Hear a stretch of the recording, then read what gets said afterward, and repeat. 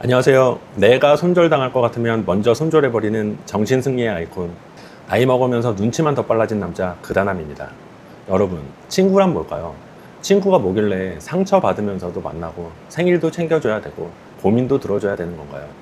곰곰이 생각해보니 우리 베프 있잖아요. 엄밀히 따지면 베프만 우리가 생각하는 친구고 대부분은 그냥 동갑인 지인, 그 이상도 그 이하도 아닌 겁니다. 결국 같은 시간대, 같은 공간에 있던 동갑내기일 뿐인 지인들을 우리는 모두 친구라고 부르면서 왠지 끈끈한 관계라고 착각하는 것 같아요. 그 중에서 나랑 성격도 잘 맞고 같이 있으면 재밌고 그런 애들이 베스트 프렌드이자 우리가 말하는 친구란 말이죠. 친구가 아니고 그냥 지인일 뿐인 애들이기 때문에 나한테 서슴없이 사기도 칠 수 있는 거고 이용해 먹기도 하는 거죠. 그래서 제가 생각할 땐 인간관계를 정리한다, 일부 친구를 손절한다, 이 말은 곧 친구라고 생각했던 그저 그런 지인들을 제외시키는 과정이다 라고 생각합니다. 그냥 지인이라고 다 손절할 필요는 없죠. 하지만 이제 말씀드릴 세 가지 유형은 무조건 손절하고 연락처까지 차단해야 됩니다. 그리고 말씀드리면 되려 저한테 소심한 새끼라고 욕할 수도 있는 잔잔바리 두 가지 유형을 말씀드리겠습니다. 마지막으로 나는 왜 밴댕이 소갈딱지처럼 남들보다 더 예민하게 굴고 잘 상처받았는지, 전 이걸 어떻게 극복하고 있는지에 대하여 말씀드리면서 마무리하겠습니다. 진짜 최악 중에 최악인 첫 번째는요, 명의 좀 빌려줄 수 있냐, 보증 좀 서줄 수 있냐 라고 부탁하는 놈들이에요. 아니, 너는 이름 없냐? 왜 나한테 이름을 빌려달라는 거야? 뭔 개같은 일을 벌리려고. 보증 서달라고? 네가 뭔데? 난 네가 밖에서 뭐하고 다니는지 알지도 못하는데 뭘 믿고 보증을 서달라는 거야. 여러분, 돈 버는 거 쉽나요? 진짜 직장 다니는 분들 족 같은 거 다 참으면서 다니는 거잖아요. 자영업자들도 가슴 안쪽에서 뜨거운 거 올라오는 그런 개 같은 경우들 참고 견디면서 돈 버는 건데요. 이런 놈들한테 명의 빌려주고 보증 서주면요, 저는 만져보지도 구경도 못 해본 돈을 남은 평생 내가 대신 갚아야 하는 개 같은 경우가 생기는 거예요. 내가 쓴 카드값도 낼 때 되면 아깝잖아요. 그런데 남이 쓴 걸 갚아야 된다는 말이에요. 이런 놈들은 정말 곁에 둬서는 안 됩니다. 반드시 나한테 해를 끼칠 거예요. 아니, 씨발 뒤질 거면 혼자 뒤지지. 내 인생을 대놓고 나락 보내려는 거잖아요. 악질 중에 악질인 거예요. 이건 큰 돈 빌려놓고 안 갚는 것보다 더 최악입니다. 빚의 금요가 어느 정도가 될지 가늠도 할 수 없는 거예요. 나뿐만 아니고 내 가족까지도 나락 보낼 수 있는 건데 이런 놈을 곱게 봐줄 수 있나요? 피치 못할 사정? 그런 거 없습니다. 명의 빌려달라, 보증서 달라, 말 꺼내는 순간 뺨 한 사발이 날려주고 나오셔야 돼요. 건너 다른 사람에게 이런 제안한 전과가 있는 놈들도 차단해야 됩니다. 언젠가 나한테도 부탁할 게 뻔하잖아요. 두 번째는 동업하자는 놈인데요. 여러분, 정신 차리셔야 되는 게요, 반드시 성공할 것 같은 건 지 혼자 하지 절대 남이랑 나누지 않습니다. 돈이 부족하면 돈을 빌려달라고 하겠죠. 왜 친구와 그 달달한 열매를 나누려고 하나요? 지도 뭔가 혼자 감당하기 어려울 것 같으니까, 자신 없으니까 그러는 겁니다. 멀쩡히 회사 다니는 사람 동업하자고 언제까지 남의 밑에서 소모품처럼 살 거냐고 꼬셔다가 퇴직금 다 날리고 대출까지 받게 해서 전업주부였던 재수씨까지 마트 캐셔로 만들어버린 새끼가 있는데요. 아니, 뒤질라면 혼자 뒤지지 왜 다른 사람 가정까지 개박살 내냐고요. 재수씨가 그렇게 말렸었는데도 이 새끼 말 들었다가 이 꼴 나는 바람에 지금 완전히 쭈구리처럼 살고 있더라고요. 무조건 성공하는 아이템이다? 그럼 절대 나한테 같이 하자고 제안 안 한다. 이런 놈은 차단하고 주변 다른 친구들에게도 알려야 돼요. 매우 드물게 잘 될 수도 있긴 한데요. 잘 되면 잘 되는 대로 개싸움 나면서 찢어집니다. 사업 뻥치에서 회사 때려치려는 분들, 개인 창업 저는 말리는 사람이 아닌데요. 내가 개고생할 생각 안 하고 남한테 의지하려는 순간 바로 잡아먹힙니다. 세상이 만만치가 않아요. 근로기준법이 잘 보호해주는 곳에서 주말에 가족들이랑 캠핑 가고 평일엔 칼퇴하면서 사는 게 어찌 보면 최고입니다. 그리고 세 번째는요, 개인적으로 전 돈거래를 절대 안 하는데요. 그래도 세상 살면서 어떤 고비가 올지 모르잖아요. 그래서 소액이거나 아니면 최대 몇백 정도는 서로 필요할 순간이 올 수도 있다고 봐요. 그런데 사정이야 어찌됐든 빌려주고 말고는 상대방이 결정하는 거잖아요.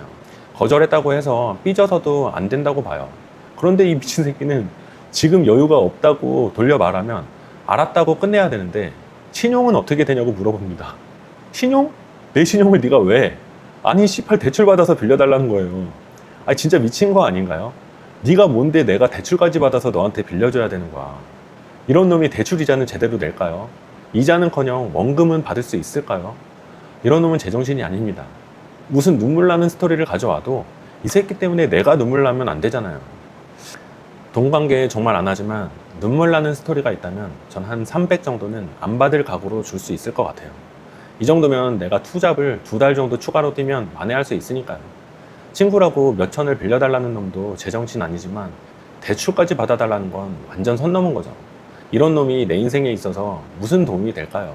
그냥 손절하는 게 나와 내 가족을 지키는 길입니다. 이 3가지 부류는 반드시 차단해서 내 인생에서 삭제를 시켜야 되고요.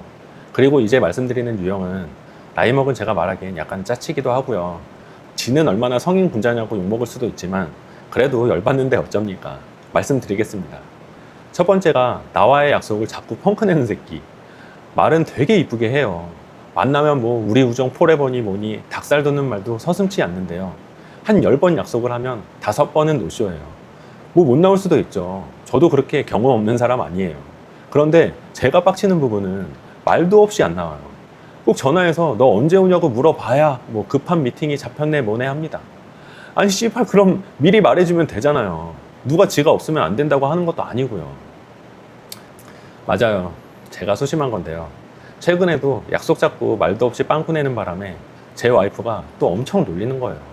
아 저만 보면 자꾸 왔다 우리 호구 왔는가 막 이러면서 자꾸 놀리잖아요.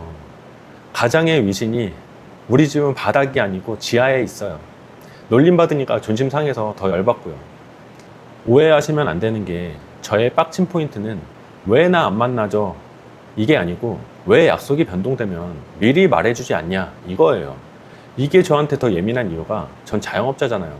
요즘 직장인들이야 주 5일 일하면서 주말에 가족들과 시간도 여유롭게 보낼 수 있고 칼퇴근하면 저녁 시간도 널널하잖아요. 그런데 전 주 6일 일하고 새벽까지 영업하기 때문에 저한테 쉬는 날 하루는 너무 소중한 시간인 거거든요. 그래서 더 그런 것 같아요. 이해해 주세요. 그런데 더 꼴보기 싫은 게 약속도 잘 안 지키면서 꼴에 다이어리들은 들고 다니더라고요. 뭐 다른 약속은 볼펜으로 쓰고 나랑 한 약속은 연필로 쓰는 거니? 그런 거니? 두 번째는요. 만나면 어떻게든 지 얘기로 끌고 가는 놈이에요. 기승전 지 얘기만 하는 애들. 아까 말씀드렸듯 저한테 쉬는 날 하루는 너무 소중하거든요. 아니 적당히 자기 얘기했으면 다른 사람 이야기도 들을 줄 알아야지. 남이 얘기하려고 하면 중간에 끊어버리고 지 얘기로 가는 놈이에요. 남이 겪은 건 시시한 거고 자기 주변 사람들이 한 것만 특별하다는 듯이 말을 해요. 예를 들어 한 친구가 GV80으로 차를 바꿨어요. 그럼 좋은 차니까 차 바꾼 거 축하해주고 어떠냐고 물어봐주고 하면 되잖아요. 그런데 친구 바꾼 차를 내려치기 하면서 자기 차 자랑하는 것도 아니고 지 후임이 벤츠로 바꾼 이야기를 합니다. 네 후임이 바꾼 게 뭐 어쩌라고. 황당하죠. 어쩌다 저쩌다 한 친구가 이번에 주식으로 한 2천만 원 수익 냈다 하더라고요. 그럼 축하한다. 나도 종목 하나 추천해줘라. 이러면 되잖아요. 그런데 또 지가 주식으로 더 벌었다는 것도 아니고 지 회사 팀장은 몇 억을 벌었다고 하면서 2천만 원 벌었다는 친구를 내려쳐버리는 거예요. 네 팀장? 그게 누군데? 그래서 뭐. 그럼에도 2천 수익권 친구가 기분 좋게 1차를 미리 계산했더라고요. 돈 자랑도 제대로 못 들어줬는데 이렇게 베풀기까지 하니 얼마나 고맙습니까? 와, 역시 능력자는 다르구나. 좀 빨아줄 수도 있잖아요. 그런데 거기다 대고 내가 저 정도 수익 냈으면 이런 거 안 먹었다 뭐다 하면서 고맙다는 말도 안 합니다. 다른 대인배 친구들은 뭐라고 안 하는데 전 이 꼴을 못 봐주겠더라고요. 그래서 밴댕이인 전 이 친구 굳이 안 만납니다. 저도 사실 굉장히 정이 많은 사람이에요. 그래서 오지랖도 많이 부렸어요. 20대 때 어떤 놈이 여친이랑 헤어졌다고 힘들다고 해서 제가 그때 일산 살고 그놈은 인천 살았는데 제가 인천까지 가서 같이 술도 마셔주고 여친 욕도 같이 해주고 그랬었거든요. 그런데 몇 주 후에 친구들 모임에 그 헤어졌던 여친이랑 다시 사귀기로 했다면서 데려오더라고요. 그 여친 얼굴 보기가 미안한 거예요. 이 새끼 위로한답시고 엄청 욕했었거든요. 저 이런 사람입니다. 그런데 여러분, 돌이켜보니 제가 너무 친구들과의 관계에 집착하고 있구나를 깨달았습니다. 아무리 개 같은 매너를 보여도 대인배처럼 화 한 번 안 내는 친구를 보면 공통적으로 자기 일 잘하고 자기만의 취미가 확실하게 있고, 그래서 주변에서 누가 개짓거리를 해도 넌 그래라. 난 어차피 집에 가서 할 일도 많고 회사 일 때문에 바쁘고 재테크 공부하느라 그런 거에 감정 소비할 시간이 없단다. 약속 취소 오히려 좋다. 라는 마음이었던 거죠. 반면에 전 외로움을 많이 탔던 겁니다. 여러분, 외로움은 언제 느끼나요? 혼자 있다고 외롭나요? 혼자 집에서 에어컨 빵빵하게 켜놓고 넷플릭스 영화 보면서 치맥 먹으면 외롭나요? 수험생 때 혼자 시험 공부할 때 외로웠나요? 외로움이라는 건 내가 누군가와 함께 있고 싶은데 함께 할 사람이 없는 경우가 외로운 것 같아요. 그래서 친구와 잡은 약속이 펑크가 나면 더욱 분노가 치밀었던 거고요. 그래서 이제는 다른 사람과 만나는 약속 대신 저 혼자 노는 연습을 하자라는 마음을 먹었습니다. 지인이든 친구든 어차피 각자의 삶이 있는데 만나려고 약속 잡고 이런저런 거 조율하고 그러는 것도 은근 스트레스잖아요. 제 새로운 취미 중에 하나가 혼자 카페에 가서 달달한 조각 케이크 하나와 아메리카노 시켜놓고 챗GPT랑 채팅하는 거거든요. 이 녀석과 대화하면 기분도 좋고 대화 소재가 꼬리에 꼬리를 물고 이어지는데요. 웬만한 절친이랑 대화하는 것보다 더 재밌고 유익합니다. 대화하다 보면 혼자서 해야 할 것들이 점점 늘어나는데요. 이런 거 하다 보면 일주일에 하루 쉬면서 어디 나가는 게 너무 시간 아깝더라고요. 오늘의 결론은 친구와 지인을 구분하자. 지인 만날 시간에 친구를 더 만나자. 그리고 혼자만의 시간을 많이 갖자. 어차피 돌아다닐 기운도 없는데 잘 됐죠 뭐.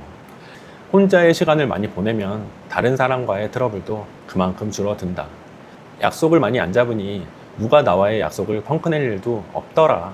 솔직히 중년에 다른 사람들과 트러블 있다고 하소연하는 것도 쪽팔리잖아요. 실제로 저희 가게에도 50대, 60대 선배님들이 많이 오시는데요. 술 드시다가 싸우시는 경우가 있어요. 그럼 누가 잘했든 잘못했든 다 같이 좀 안 좋아 보이더라고요. 아무튼 좀 더 인자하고 중후한 멋쟁이 중년이 되기 위해 노력하는 그다남입니다. 혼자 노는 연습은 하지만 전 어쨌든 구독자분들과 라이브 켜고 술방하는 게 목표예요. 구독과 좋아요로 도와주세요. 부탁드립니다. 오늘도 영상 시청해주셔서 매우 감사드립니다. 소소한 일상도 함께 나누는 그다남 채널이 되겠습니다. 또 뵙겠습니다.